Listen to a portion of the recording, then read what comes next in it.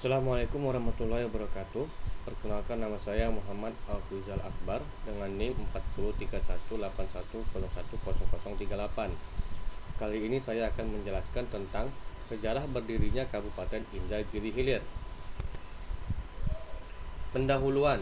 Kabupaten Indragiri Hilir termasuk kabupaten yang berada di Provinsi Riau, Indonesia, yang beribu kotakan kabupaten ada di Kecamatan Tembilahan. Menurut data Kementerian Dalam Negeri tahun 2020, total penduduk Indragiri Hilir sebanyak 652.342 jiwa pada tahun 2021. Kabupaten ini berbatasan dengan Provinsi Jambi, yakni Kabupaten Tanjung Jabung Barat, dan Provinsi Kepulauan Riau, yakni Kabupaten Lingga. Kabupaten Indragiri Hilir dengan ibu kota di Tembilahan dinamakan Negeri Cibuparet, sebab daerah tersusun atas perairan, sungai, rawa-rawa, dan perkebunan kelapa dibatasi oleh ribuan parit. Tembilahan mempunyai luas wilayah 297.062 km per kubik.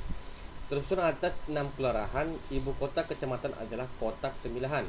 Total penduduk Tembilahan tahun 2022 adalah 52.773 jiwa. Yang pertama, batas wilayah Kota Tembilahan dengan berbagai batas wilayah meliputi: ke arah utara dibatasi oleh area Batang Tuaka, di sebelah timur dibatasi oleh Kecamatan Kuala Indragiri dan Tanah Merah, ke arah selatan dibatasi oleh area Enok, di sebelah barat dibatasi oleh Kecamatan Tembilahan Ulu dan Batang Tuaka. Keadaan tanah di daerah ini sebagian besar tersusun atas tanah gambut dan simpanan sungai serta rawa.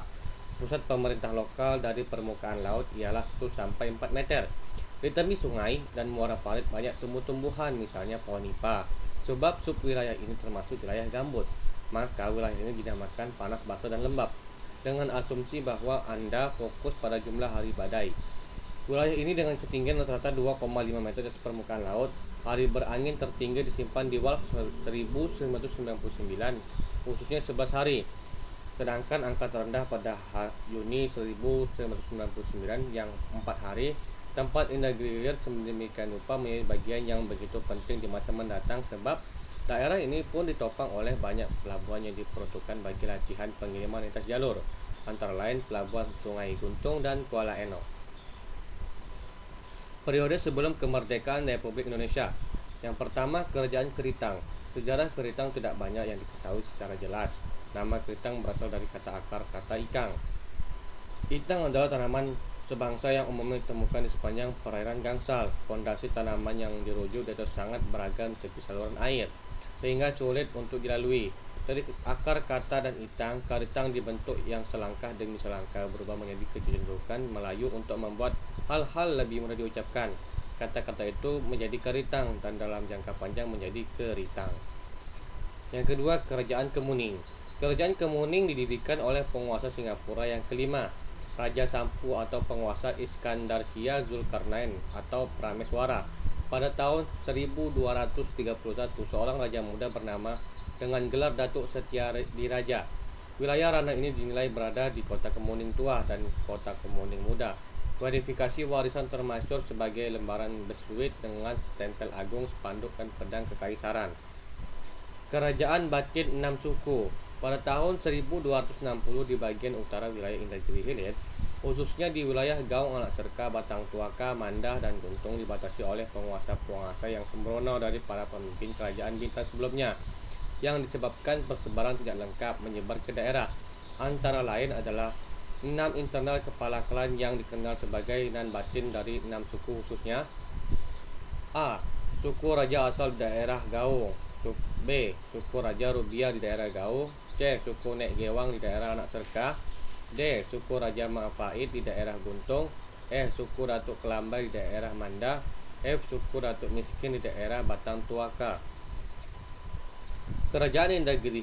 Kerajaan Indragiri telah ditetapkan pada tahun 1298 dengan penguasa utama bernama Lord Merlang I yang berkedudukan di Malaka. Demikian pula penggantinya penguasa Narasinga I dan Tuan Merlang II tetap berkedudukan di Malaka, sedangkan dalam persoalan keseharian dilakukan oleh Datuk Patih atau pemimpin negara.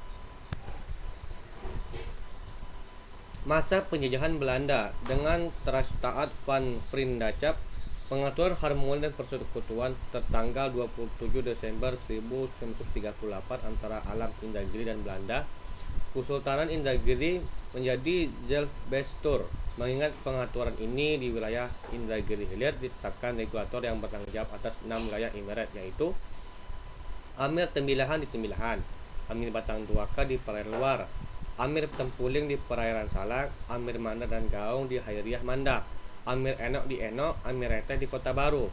Kontrolor memegang kekuasaan semuanya setara dan bahkan berubah menjadi hakim di pengadilan provinsi ini, sehingga Jalbestur dari alam Indragiri terus dibatasi sampai berlalunya Jepang pada tahun 1942.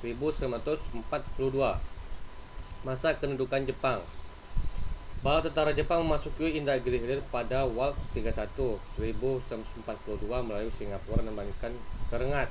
2 April 1942 Jepang mengakui persetujuan yang tulus dari Belanda yang saat itu berada di bawah kontrolor K. Ehling. Sebelum tentara Jepang datang, tanpa presiden ke daerah ini, lagu Indonesia dinyanyikan yang dipelopori oleh Ibnu Abbas. Di masa pendudukan Jepang, Indragiri Hilir dipimpin oleh seorang Cunco yang berkedudukan Tembilahan dan mengatur 5 Kuco, khususnya Kuco Tembilahan dan Tempuling di Tembilahan, Kuco Sungai Luar, Kuco Enok, Kuco Reteh, Kuco Manda. Pemerintahan Jepang di Indragiri Hilir hingga bulan Oktober 1945, kurang lebih 3,5 tahun. Masa kemerdekaan Indonesia. Menjelang awal kemerdekaan Indonesia, Indragiri, Hulu dan Hilir masih satu daerah. Indragiri Hulu terdiri dari 3 kelurahan, yaitu Kewedanaan Kuantan Singingi dengan ibu kota Kuantan Soun, wilayah Indragiri Hulu dengan ibu kota Rengat, dan Kewedanaan Indragiri dengan ibu kota Tembilahan. Sekian dari saya, hanya saya yang bisa sampaikan, kurang lebih saya mohon maaf. Wabillahi taufiq wal hidayah. Wassalamualaikum warahmatullahi wabarakatuh.